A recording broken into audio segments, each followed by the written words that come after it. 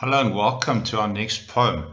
This one is the poem Sproeireen by DJ Opperman, D.J. Opperman. He's arguably one of the best poets that has ever written in Afrikaans.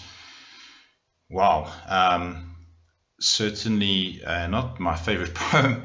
Can look a bit bizarre, but I know it's very popular. It's certainly very popular amongst the lovers of Afrikaans poetry. And I guess I didn't fully understand this poem when I was a bit younger, and recently when I've read it, it kind of becomes clearer. So let's roll with this, and I've got the Afrikaans poem here, the English translation for you, and then some notes. And as always, I'm going to try and guess what they can actually ask you about this poem.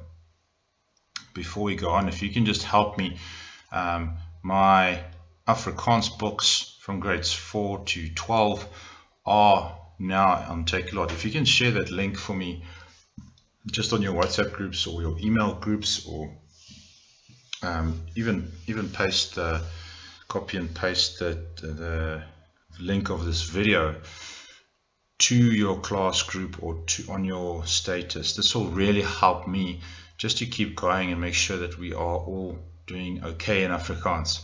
I would really appreciate that. Thank you so much from the bottom of my heart. Let's do this poem. Let's see if we can get it done in under half an hour. I think we can.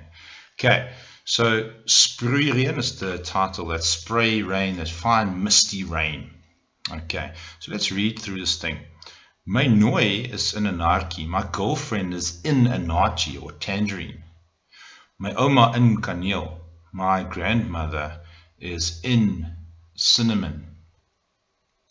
Daar's iemand in anise. There's someone in aniseed. Daar's 'n vrou in elke geur. There's a woman in every scent. And then there's this long middle stanza from 5 to 11. As ek 'n stukkie naartjieskil tussen my vingers buig of knak, when I bend or snap a piece of tangerine peel between my fingers, breek uit die sproeireen, the spray rain, or that spray, I'm rather going to say mist, that spray mist bursts out. Die boorde weer van swart verloos en met die naartjies om my heen, weet hoe dat 'n vrou kan troos. Okay. So the orchards of Swart, the Black Mfolozi River return. So this is an autobiographical reference, as we'll discuss.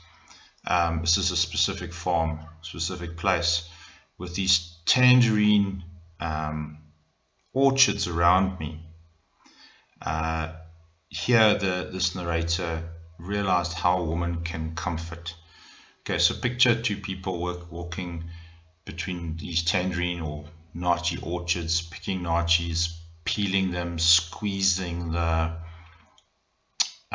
skins, the peels, and you get that signature smell, that very unique smell, linking that to their relationship and whatever they shared. Doesn't go into detail. We can only guess that this was some kind of deep friendship or romantic relationship with a certain girl or young woman. Okay, and so that scent gets linked to that memory. Last stanza is the same as the first stanza. It's a repetition, so it binds it nicely, binds up this poem in a circle, except for the oor. So saying is basically oh. Oh, my girlfriend is in a naartjie, my grandmother in cinnamon, there's someone in aniseed, there's a woman in every scent. Okay, so that's the whole poem. So let's see, what could they possibly take out of this thing. So if we look at the title, Sproeireen, you might think, okay, this is about rain. No, well, it could be on one level referring to the summer weather.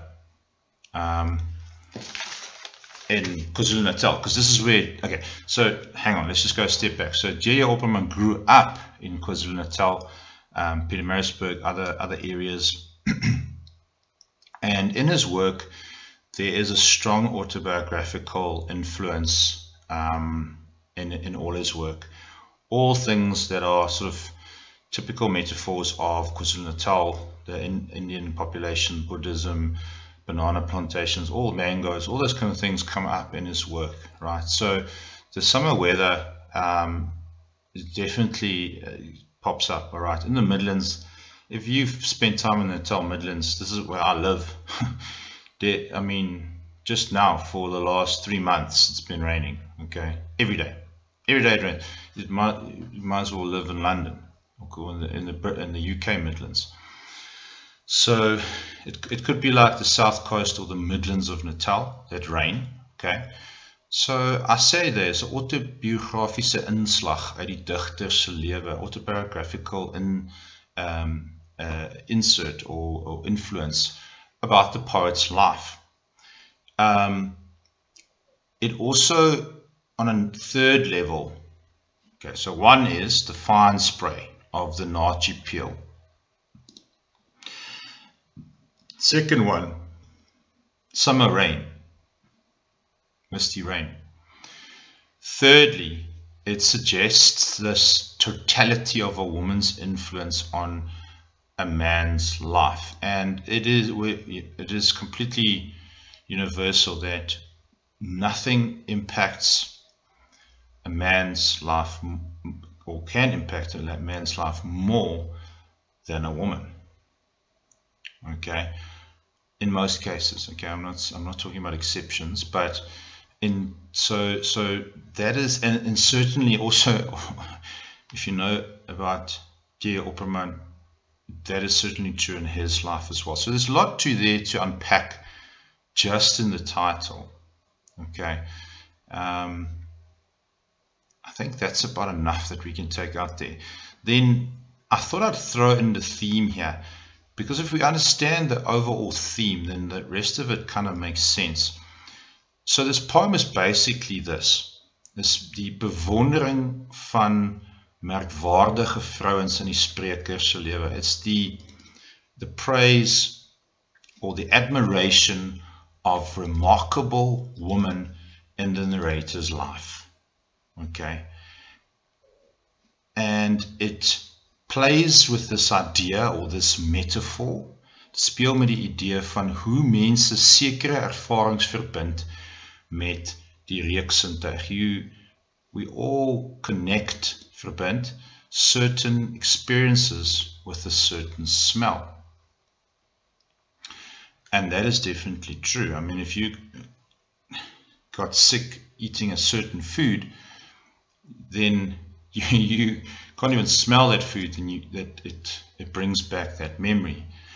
If you wore a certain perfume in a certain time of your life, if you smell that again, or a certain cologne, when you smell that again, it takes you back to that moment.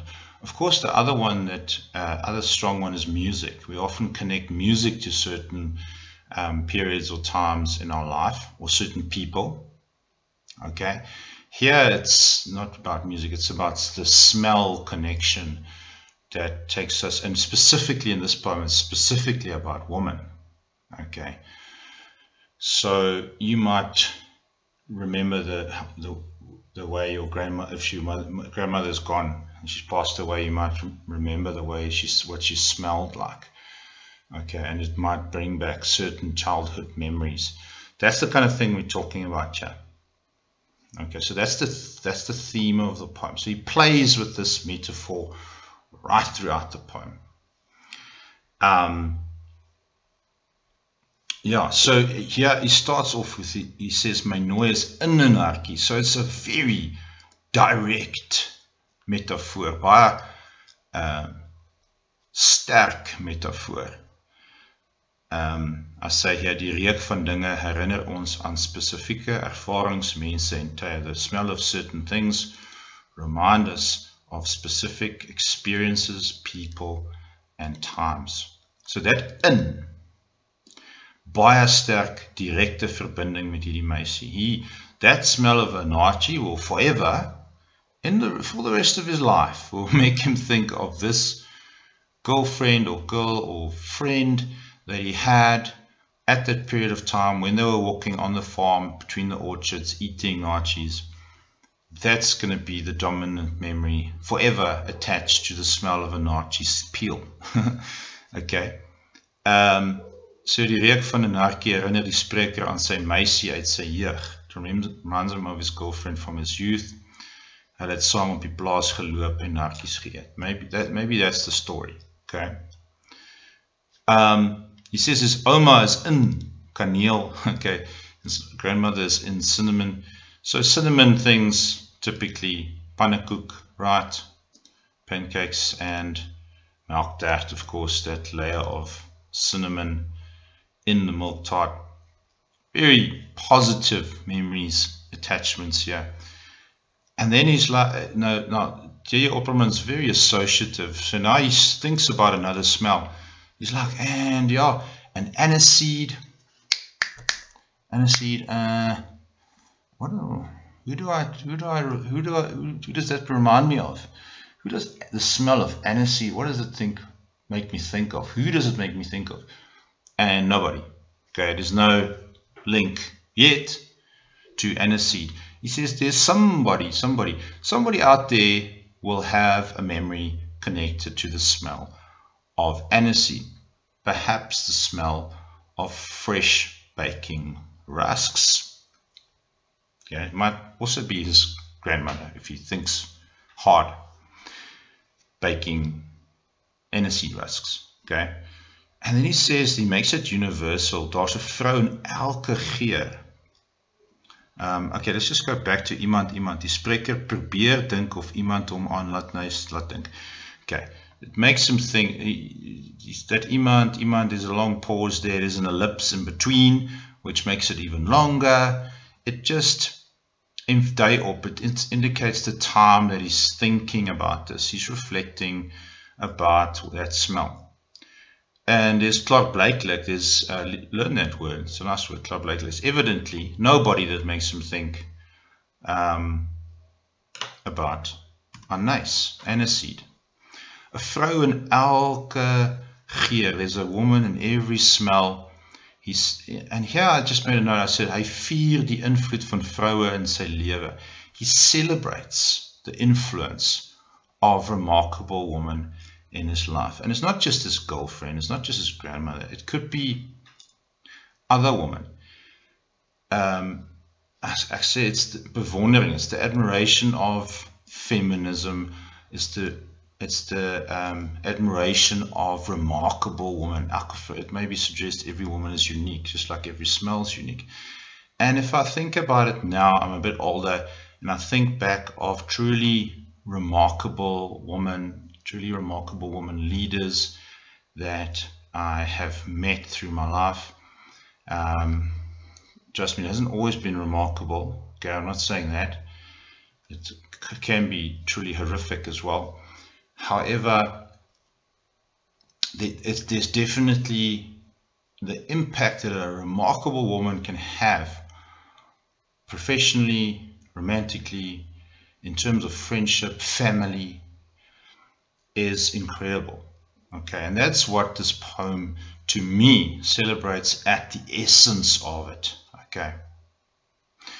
So the tweede strofe is this long one, right?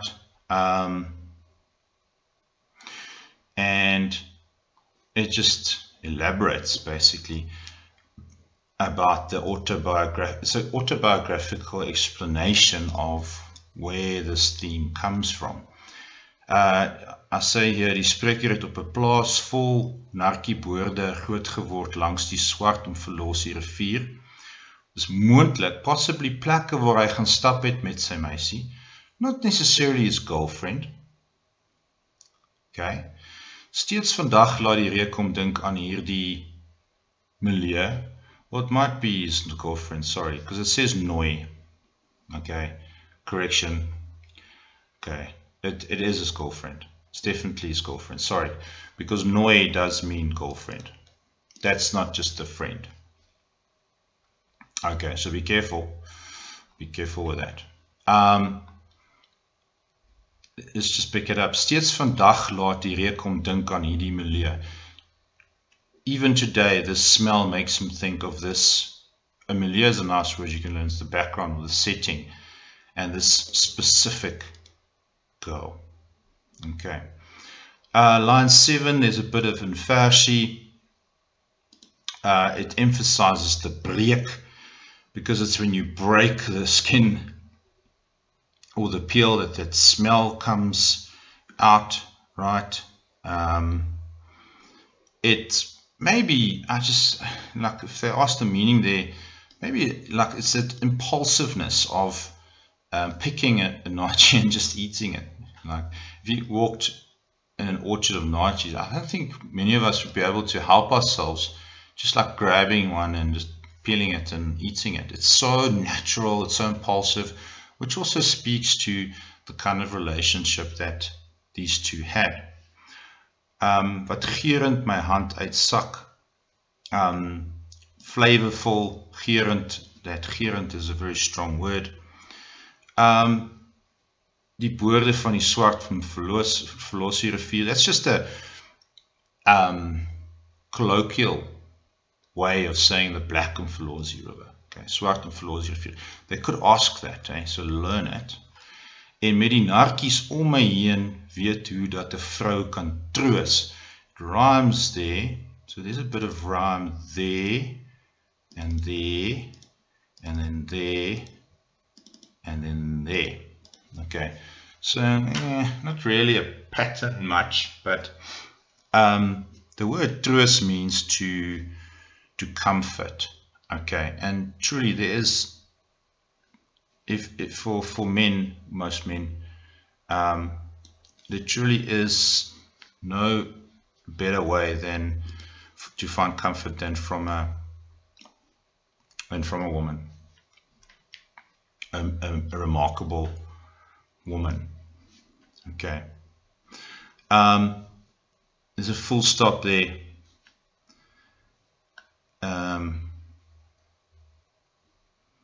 Sorry, that note is wrong.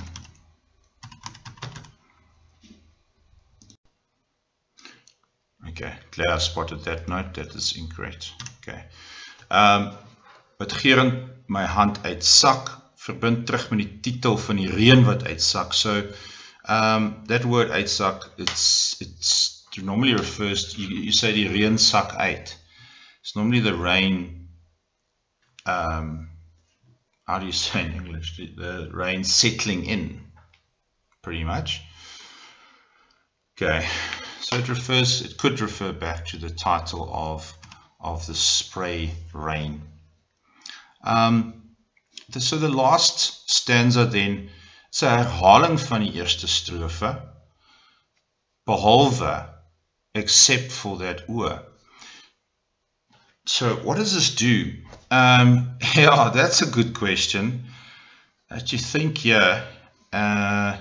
So I said here, die nostalgiese toon word beklemtoon en weer herspeel en waardeer in sy geheue.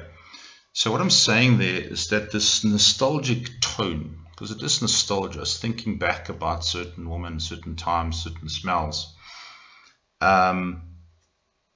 it gets emphasized by repeating it. And herspeel, it indicates to us how he replays this memory in his head. And he kind of toys with it and enjoys it, and then packs it back into his memory.